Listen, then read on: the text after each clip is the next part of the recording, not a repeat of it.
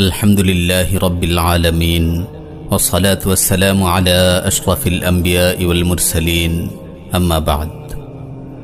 কত মানুষ আছে যারা নিয়মিত তাহাজ্জুদ পড়তেন, কিন্তু তার মাঝে উদাসীনতা আসলো। সে নিজেকে বলল, আজকে তাহাজ্জুদ পড়তে মন চাচ্ছে না, আজকে কিয়ামুল লাইল থাকুক। এরপর তার এভাবে নিয়মিত তাহাজ্জুদ বাদ যেতে লাগলো।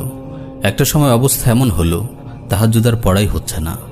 এরপর সে নিজেকে এ বলে প্রবোধ দিল যে তাহাজ্জুদ না পড়া হোক, ফজরটা তো জামাতে পড়া হচ্ছে, সময় মতো ওঠা হচ্ছে। কয়দিন পর সেটাতেও সমস্যা দেখা দিল। তাহাজ্জুদ পড়া বাদ গেল, জামাতের সাথে ফজরটাও পড়া বাদ গেল।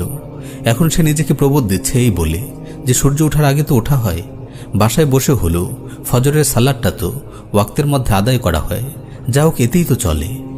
দেখা গেল কেউ নিয়মিত এক পারা করে কোরআন তেলাওয়াত করতেন, কিন্তু তা আধা পারা হয়ে গেল।